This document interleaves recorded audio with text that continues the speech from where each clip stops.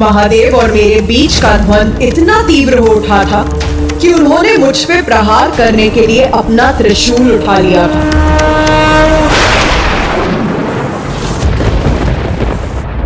ये मुझसे अधिक और किसको ज्ञात होगा माता कि पिताश्री के त्रिशूल का कितना भयंकर परिणाम होता है।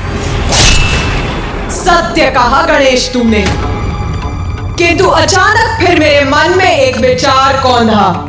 महादेव मेरे पति, किंतु वो मेरे भगवान भी हैं और मैं उनकी भक्त, इसीलिए इसी नाते वो मेरे पिता तुल्य भी हैं। तो यदि वो अपने भक्त सुप्रिय की रक्षा के लिए प्रस्तुत हुए तो वो मेरी रक्षा भी अवश्य करेंगे।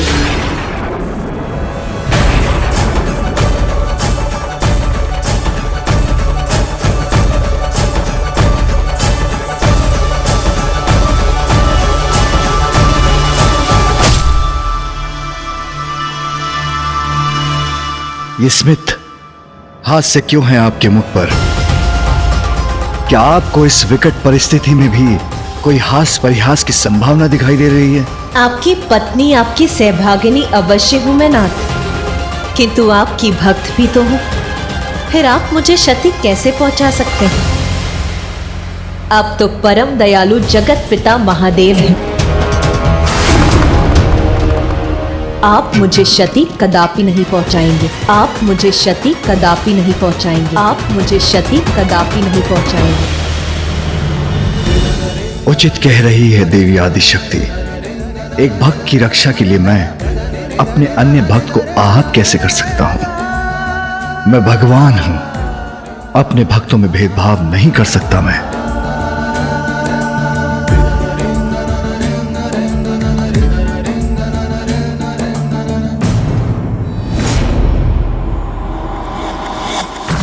महादेव ने तब ऐसा कुछ कहा जिससे मैं समझ गई कि मुझे क्या करना है। मैं समझा नहीं माता, ऐसा क्या कहा पिताश्री ने?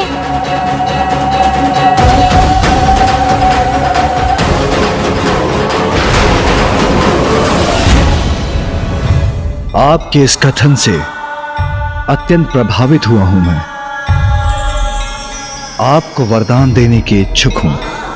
कहिए, क्या इच्छा है आपकी प्रिय?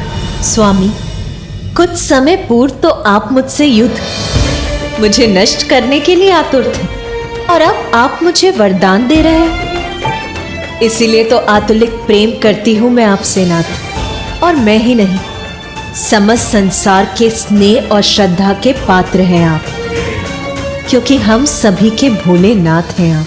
बस, हमारे द्वंद का भी अंत नहीं हुआ है।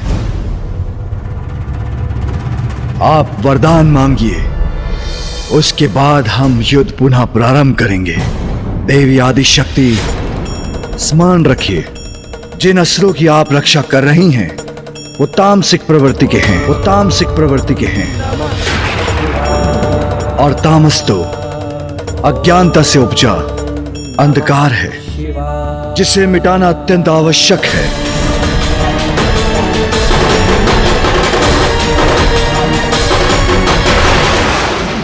मांगिए प्रिय, मुझसे वरदान मांगिए।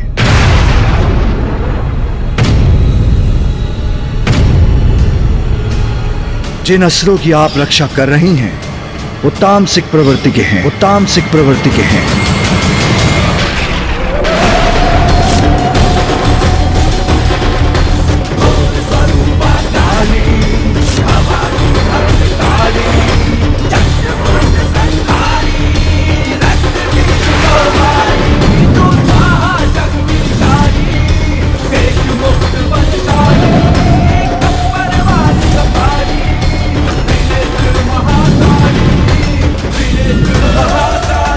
तामस तो मुझ में भी है प्रभु, तो क्या अब आप मुझे भी दंडित करेंगे, नष्ट कर देंगे मुझे?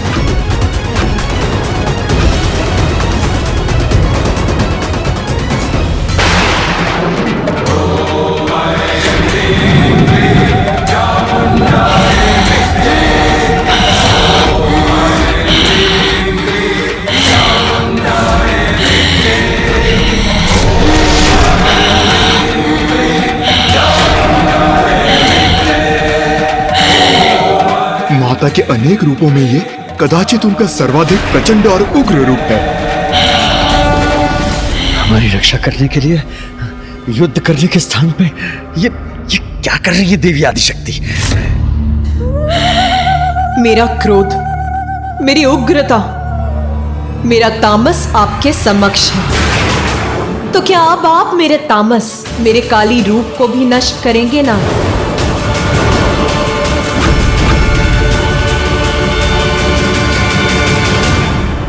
और तामस से तो आप भी रिक्त नहीं है प्रभु, वो तो आप में भी है। तामस मुझ में?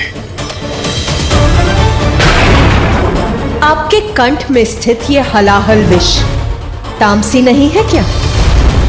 और फिर आपका उग्र रूप महाकाल भी तो तामसी है। तो क्या मैं भी उसे मिटाने हेतु आप पर आक्रमण कर दूं?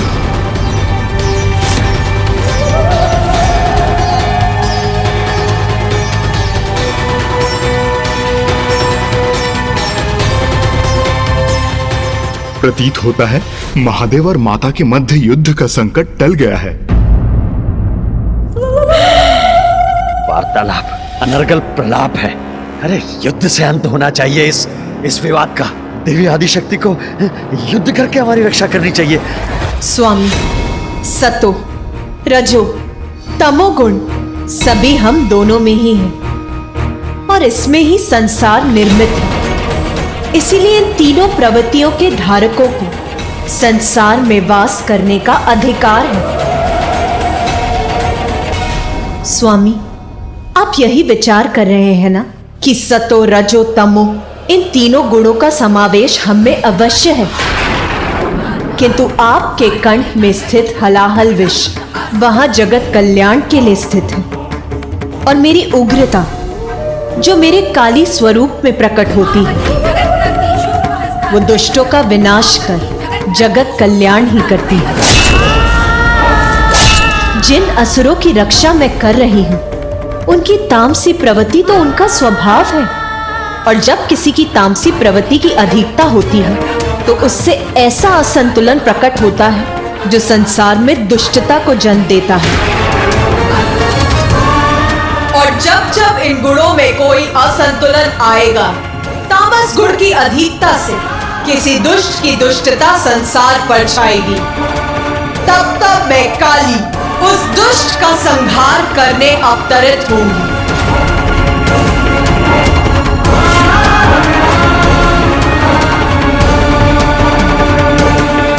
मैंने अपनी भक्त दारुका और आपने अपने भक्त सुप्रिय की रक्षा के लिए वरदान दिया है। और अब हमें हमारी उलझन से बाहर आने के लिए मैं आपके वरदान का ही आश्रय लेती हूं। मुझे वचन दीजिए प्रभु कि हम दोनों मिलकर इस समस्या का समाधान ढूंढें, जिससे हम दोनों के ही वचन की मर्यादा भंग न हो।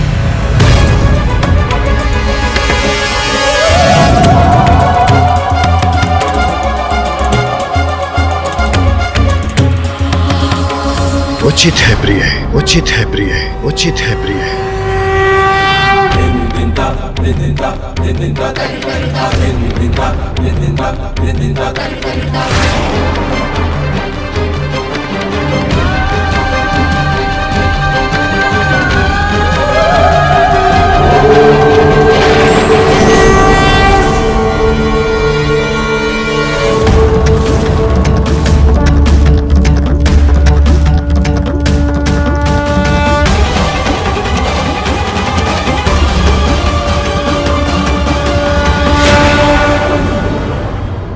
महादेव, मां आदिशक्ति, आपके इस अर्धनारीश्वर स्वरूप के दर्शन करके हम कृतार्थ हुए। अब आप दोनों एक होकर इस समस्या का हल सुझाएं। मेरा कहा टल नहीं सकता, किंतु मेरा वचन युग के अंत में सत्य होगा। उस समय केवल सात्विक प्रवृत्ति वाले यहाँ वास कर सकेंगे। किंतु तब तक मेरी भक्त दारुका भी अपने समस्त समुदाय के साथ इसी वन में वास करेगी। उचित है माता। महादेव, मुझे आपका ये निर्णय स्वीकार है। तीनों गुण सृष्टि पर स्थित रह सकते हैं, किंतु तभी तक जब तक उनसे किसी अन्य को कष्ट न पहुंचे। किंतु यदि किसी ने इस नियम का उल्लंघन किया तो उन्हें उनके कर्मों के अनुसार दंडित होना होगा। और जब प्रलय होगी तब सभी राक्षस और तामसी प्रवृत्ति धारकों का अंत होगा। जो सात्विक होंगे वही शेष रहेंगे और भावी युगों के चक्र में प्रवेश कर सकेंगे, अगले सतयुग में भी जीवित रहेंगे। धन्यवाद महादेव, धन्यवाद माता। हम कृतार्थ हुए आपका यह निर्णय सुनकर। दारुक, ये चेतावनी है तुम्हारे लिए। तुम किसी भी अन्य जीव पर किसी भी प्रकार का अत्याचार नहीं करोगे। तुम्हें यदि पृथ्वी के नियमों का पालन करना स्वीकार है तो तुम्हें पृथ्वी पर रहने की अनुमति है। अरे दुष्ट मनुष्य, अरे तेरे कारण हुआ है सब कुछ। स्वामी, आप ये क्या कह रहे हैं? अरे क्या कह रहा हूँ? ये माँ ने छलना की है तेरे साथ। आदि शक्ति, और तुम अभी इसका सम्मान करिए। अरे मूर्ख स्त्री, समझ इनके। स्वामी, मेरा अपमान क्यों कर रहे हैं? और तू बंदी बनकर आया था। तूने महादेव का आह्वान किया, दो आंसू बहाए और हमसे जीवन का अधिकार छीन रहा है तू। तुझे नहीं छोड़ूंगा। और महादेव, आदिशक्ति, मुझे तुम्हारा ये निर्णय स्वीकार नहीं है। अरे इस ब्रह्मांड का नियम है कि जो शक्तिशाली है प्रभुता उसी की होगी। और ये तुच्छ पुरुष ये मेरे सामने खड़े रहेंगे, मेरे आहार हैं ये, मैं खाऊंगा इनको। और तू जीवित नहीं बचेगा। नहीं स्वामी, नहीं। हट जा मेरे रास्ते से। अगर तू बाधा बनेगी तो तू भी नहीं बचेगी।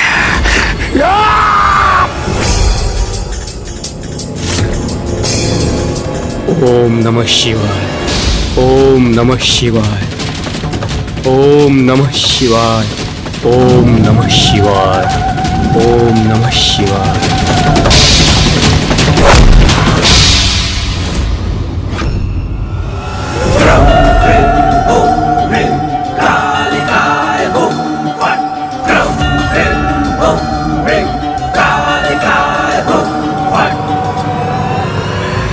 महादेव और देवी आदिशक्ति की उपस्थिति में तूने इतना दुस्साहस कैसे किया? इतना अहंकार करने वाला तू है कौन?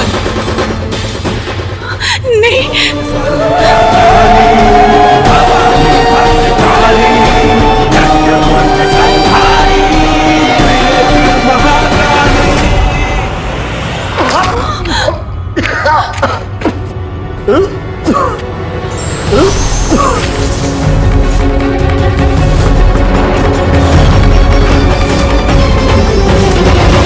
देवी आदिशक्ति ने बार बार तेरी रक्षा की, यहाँ तक कि वो तेरे लिए महादेव के भी विरुद्ध चली गई। और तूने अपना अहंकार, अपना तामस नहीं त्यागा। अब तुझे जीवित रहने का कोई अधिकार नहीं। तेरा अंत निकट है।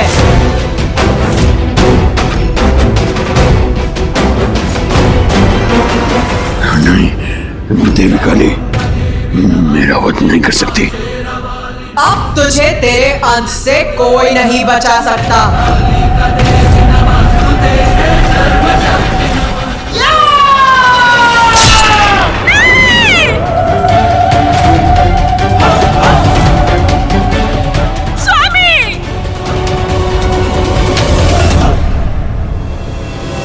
विनाश काले विपरीत बुद्धि। समय रहते यदि ये अज्ञानता का अंधकार मिटा लेता तो कदाचित सुरक्षित रहता। तामसी होने का अर्थ अन्यायी अत्याचारी नहीं होता। और जब जब तामस की अति होगी मैं उसका नाश अवश्य करूंगी। वरदान का अनुचित लाभ उठाने वाले का यही परिणाम होता है। अनेक अवसर देने पर भी जो उचित मार्ग पर ना चले पाप में लिप्त रहे उसे अपने पापों की पराकाष्ठा का उचित दंड तो भुगतना ही पड़ता है, जो मैं अब दूंगी तुम्हें।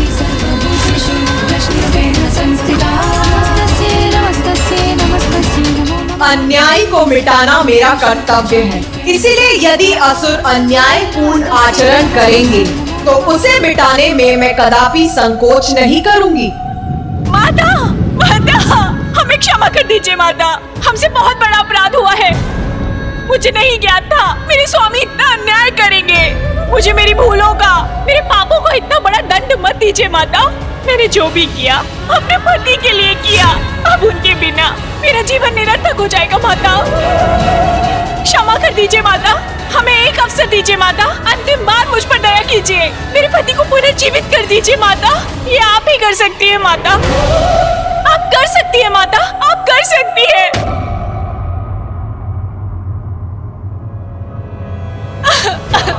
देवी नमस्तुते, मां शेरवाली नमस्तुते, हे मातृदेवी नमस्तुते, कालिका देवी नमस्तुते, हे सर्वशक्ति नमस्तुते, नारायणी नमस्तुते, चामुंडा देवी नमस्तुते, मां शेरवाली नमस्तुते, हे मातृदेवी नमस्तुते, कालिका देवी नमस्तुते, हे सर्वशक्ति नमस्तुते, नारायणी नमस्तुते।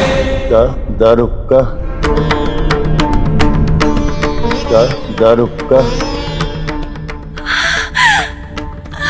धन्यवाद माता। स्वामी, स्वामी, स्वामी, स्वामी।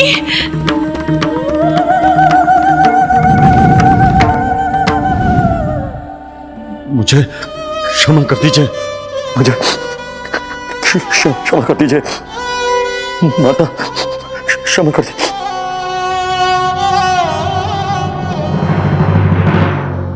दारुक, आज तक तुमने जो किया और आज जो कुछ भी हुआ उससे ये स्पष्ट है कि तुम विश्वास के पात्र नहीं हो। तुम्हारी और सभी असुरों की तामसी प्रवृत्ति तुम पर हावी हो जाती है। तुम्हारा अभिमान तुम्हारी बुद्धि और विवेक को डस लेता है और तब तुम जो करते हो वो अनुचित ही होता है, अन्य जीवों के लिए संकट बनकर उभरता है। मैं वचन देता हूँ प्रभु, आज के बाद मैं कोई दुराचारी जीवन नहीं जीऊंगा। मैं कोई दुराव्याम नहीं करूंगा, मैं सदाचारी जीवन जीऊंगा प्रभु। रुका, समझाओ। देवी आदिशक्ति को दिए वचन को तुम भंग न करो। सदा स्मरण रखो कि तुमने सदाचार को अपनाने का प्रण लिया है। मेरा और देवी आदिशक्ति का यहाँ स्थापित होना अति आवश्यक है। अत्यंत आवश्यक है। और जब भी तुम हमारा दर्शन करोगे तुम अन्य किसी पर भी अत्याचार का विचार भूल जाओगे।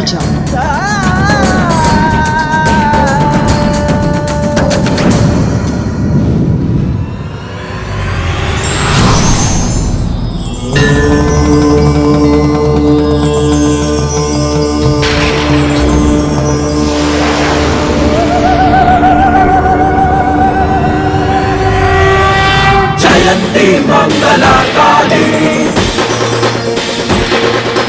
भद्रकाली कपालिनी, जयंती मंगला काली, भद्रकाली कपालिनी, दुर्गा क्षमा शिवा धात्री, स्वाहा स्वधा नमोस्तुते, स्वरूपा काली, भवानी भद्रकाली, चंद्रमुंड संहारी, रक्त बीज कौमारी, तू स्वाहा शक्तिशाली, त्रिनेत्र महाकाली। मेरा ये ज्योतिर्लिंग नागेश्वर नाम से जाना जाएगा और स्थान पर देवी आदिशक्ति नागेश्वरी नाम से स्थापित होंगी।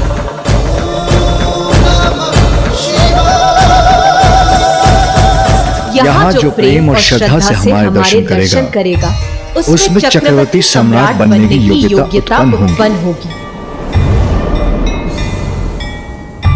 आज मैं ये घोषणा करता हूँ, इस कलयुग के अंत के बाद भावी सतयुग में मेरी भक्ति से प्रेरित पराक्रमी राजा वीरसेन यहाँ मेरे दर्शन करेगा और अत्यंत शक्तिशाली चक्रवर्ती सम्राट बनेगा।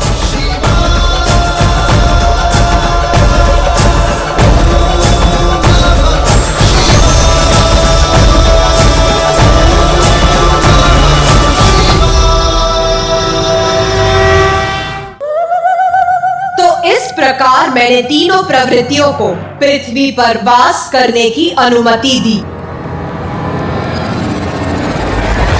माता, आपकी लीला अद्भुत है।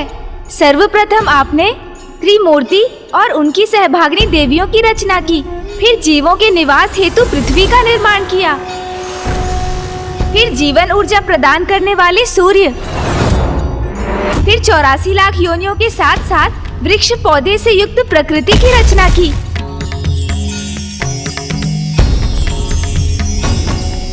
फिर माता, आपने विभिन्न जीवों के निवास के लिए उपयुक्त लोक रचे।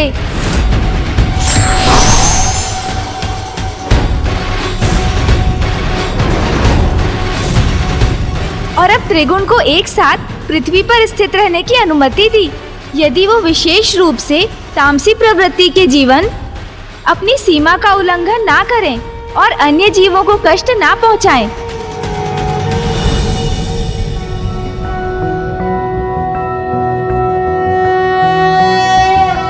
त्रैलोक्य पूजित देवी कमले विष्णु बल्लभे यथा त्वमचल कृष्णे तथा भवमयी स्थिरा।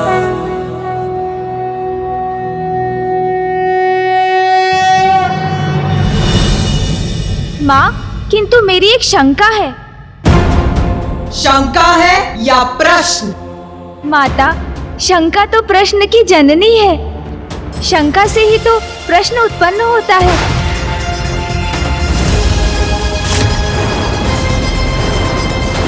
तू उचित कहता है गणेश, तो पूछता क्यों नहीं? पूछ।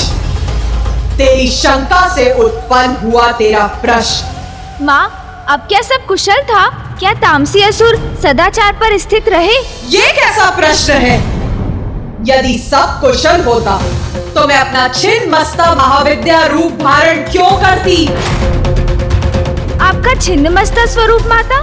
हाँ, मेरा वो विकराल स्वरूप जो मैं किसी महान उद्देश्य के लिए धारण करती हूँ। किंतु माता,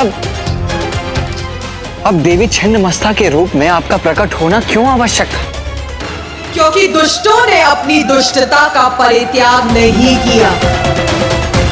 उन दुराचार असुरों को पुनः उचित पाठ सिखाना था मुझे। किंतु माता, आपने देवी काली रूप में दारुक पर प्राणघातक आघात किया था। फिर उसकी पत्नी दारुका ने आपसे दया की भिक्षा मांगी तो आपने दारुक को भी क्षमा कर दिया। किंतु उन दोनों ने आपको वचन दिया था माता कि वो सदा सत्कर्म करेंगे, अत्याचार नहीं करेंगे। इतनी कठोर चेतावनी प्राप्त होने के बाद भी दारुक पुनः दुराचार करने लगा क्या? असुरी प्रवृत्ति इतनी सरलता से कहाँ जाती है? अपने सिवाय उन्हें किसी का भी भला स्वीकार नहीं। जो प्राप्त है उससे संतुष्ट नहीं। दूसरों को कष्ट देकर उनसे उनका अधिकार छीनने में ही असुरों को आनंद आता है, जो उन्होंने पुनः किया। किंतु इस बार असुरी आतंक का कारण दारुक नहीं, किंतु एक और भयंकर असुर था जिसका नाम था एकाक्ष। एकाक्ष, एकाक्ष।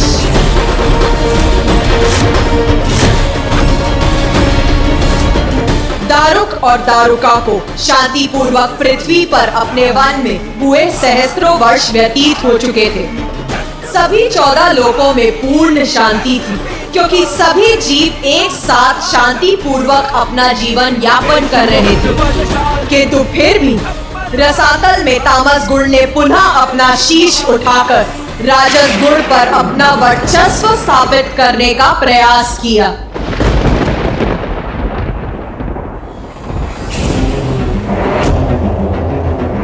एक नवीन असुर पुनः अधीर अशांत हो उठा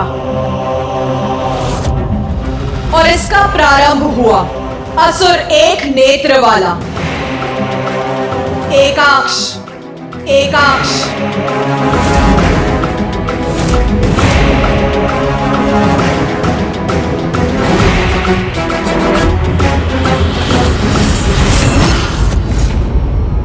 अत्यंत कुटिल और दुष्ट असुर था एकाक्ष।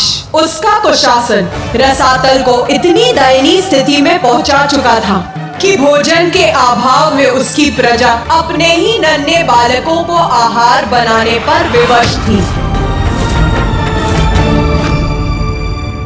किंतु इस दीन अवस्था में सुधार लाने के स्थान पर उसने इसका दोष दारुक पर मढ़ दिया। अपने संयोगी बुद्धि और दंतक की बुद्धि में यह विष भरा था कि दारुक और दारुका पृथ्वी पर असुर साम्राज्य स्थापित करने गए, किंतु उसके कारण महादेव का श्राप मिला और असुरों की बुरी अवस्था हुई। अपने असुरों को भड़काकर स्वर्ग पर आक्रमण करना चाहता था वो। और एक दिवस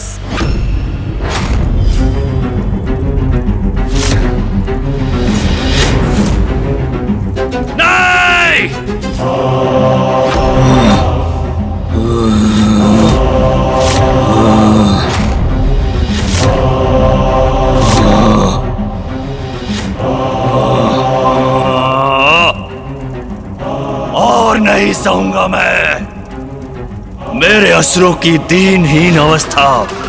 मैं असुरों को नष्ट नहीं होने दूंगा, कदापि नहीं।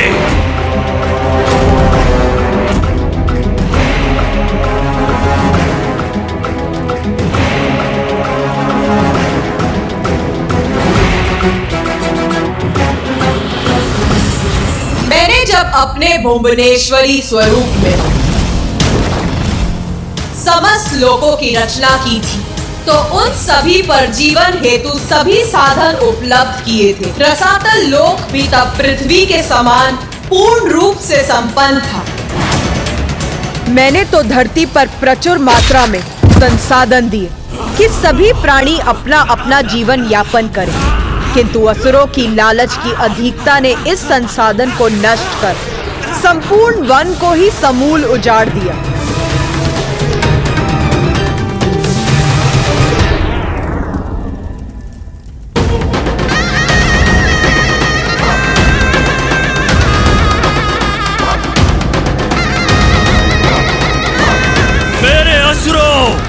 मेरे राक्षसों, एक नवीन उत्साह के साथ जागो। परिस्थिति बदल चुकी है। अब असुरों द्वारा नवीन अध्याय लिखने का यही उचित अवसर है। जागो।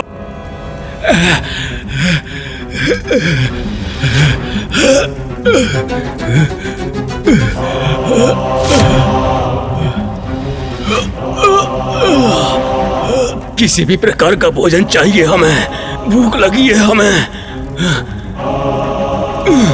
भोजन चाहिए हमें,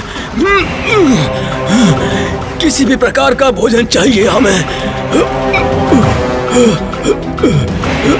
भूख लगी है। असुर सम्राट, क्या हमें भोजन के लिए पुकार रहे हैं? कदाचित चलकर हमें देखना होगा। अवश्य ही हम सबको भोजन प्राप्त होगा। हाँ।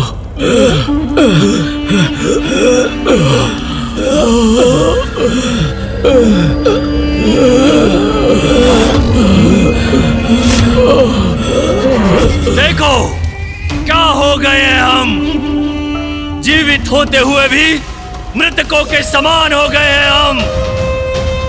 बस बहुत हो गया। सदियों से हम असुरों के साथ अन्याय होते हुए आया है, किंतु अब नहीं होगा। ये उजाड़ लोक ही मिला है हम असुरों, राक्षसों, दैत्य और दानवों को, जबकि हमें ज्ञात है हमारे ऊपर हमसे उत्तम बाहरे लोक हैं। हम पृथ्वी पर नहीं जा सकते क्योंकि उस कपटी दारुक के जीवन की रक्षा के लिए आदिदेव महादेव ने हमें श्राप दिया है। ऋषियों और वहां के मनुष्यों को अपना आहार भी नहीं बना सकते हम, किंतु उसका कोई दुख नहीं है मुझे, क्योंकि जब उससे भी उत्तम लोक उपलब्ध है तो हम पृथ्वी से संतुष्ट क्यों हो? स्वर्गलोक, स्वर्गलोक चाहिए हमें, स्वर्गलोक चाहिए, स्वर्गलोक, स्वर्गलोक, स्वर्गलोक। हम वहां जाएंगे जो स्रोत है शक्ति, धन संपत्ति और सभी सुख सुविधाओं का, वो दुष्ट देवता जो सदियों से स्वर्गलोक का सुख भोग रहे हैं। अब हम उन्हें उचित पाठ पढ़ाएंगे, स्वर्गलोक पर विजय प्राप्त करेंगे। स्वर्गलोक हमारा होगा, असुरों का। हमें स्वर्गलोक चाहिए, हमें स्वर्गलोक चाहिए, स्वर्गलोक चाहिए, हमें स्वर्गलोक चाहिए, हमें स्वर्गलोक चाहिए, हमें स्वर्गलोक, हमें स्वर्गलोक चाहिए, स्वर्गलोक चाहिए, हमें स्वर्गलोक चाहिए।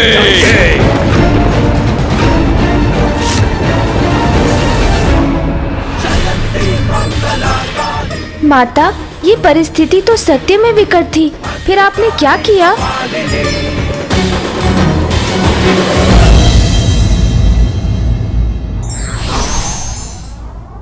परिस्थिति चाहे कितनी भी विकट क्यों ना हो, हमें कोई अनैतिक मार्ग नहीं अपनाना चाहिए।